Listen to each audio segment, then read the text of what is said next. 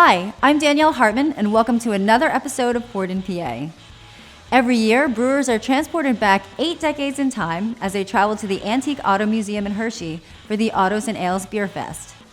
Guests of this fest can wander from New York to San Francisco within the walls of this museum as they sip on beers and take in the vintage automobiles.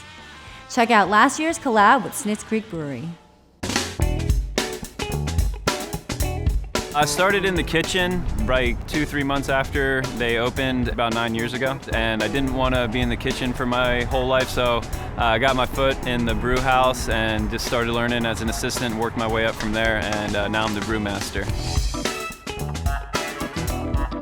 We're located right here in the heart and soul of Lebanon, PA, right at the main intersection, right in the heart of town. We have 12 taps, and I like to keep a little something different on every tap. So we always try to keep on lagers, stouts, a Hefe, at least one New England, just a little something for everybody. So it doesn't matter what you're coming in here for, we'll have something for you.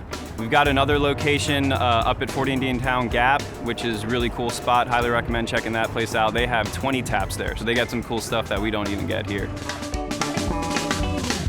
Today we're brewing the collab for Autos and Ales. We're super excited to be the featured brewery for it. Autos and Ales is a great festival. It's an indoor festival at the Antique Auto Museum of Hershey. It's a really cool building, a lot of great cool cars in there. I can even appreciate it not knowing anything about cars. It's a really cool place to walk around and it's like a history lesson too. You know, it's a really good community event, and for us, I like it because it brings people to the museum that otherwise might not come here, and they become a friend of ours. And we have some really iconic things you'll discover, like the bus that was used for the filming of Forrest Gump.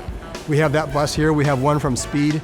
We have a whole bunch of neat vehicles, and it makes it for a better, well-rounded experience, I think, for the visitor. We try and get a brewery to do a beer. They will debut at our event and then sell in their brewery afterwards. What we like to do is get the brewer to come through, make friends with them, have them see the museum, and then find something that logically ties in for them. The featured beer for the event this year. It's a heavily fruited sour. It's called the Pucker Torpedo, and it's named after the Tucker 48, also known as the Tucker Torpedo. It's a really cool car. It's got like 3 headlights. The middle one moves when you turn the wheel. It's a really cool car, and one of the colors that came in was like maroon, like ruby red. So we're going for like that kind of color for the final product of the sour. Mr. Cammack collected Tuckers back in the 1970s when they were expensive cars, but they weren't what they are today. If you know what a Tucker is, it was built in 1948 only. They made 51 of the cars, and we fortunately have 3 of them in our collection. They're all collectible now, highly collectible, and they routinely sell for well over $1 million. Heavily fruited sours are really fun to play with. I get to play with all different fruit combinations, spices and palettes, and it's great talking to the customer and getting like their feedback like right then and there, seeing them enjoy it. It's really great seeing people enjoy the fruits of your labor. I'm happy to be a part of it, and you wouldn't think normally a beer festival would go well in a museum, but it certainly does, and it's one of our biggest fundraisers of the year as well, and it being a nonprofit educational institution, we depend upon it. So come see us for a really good experience in Hershey.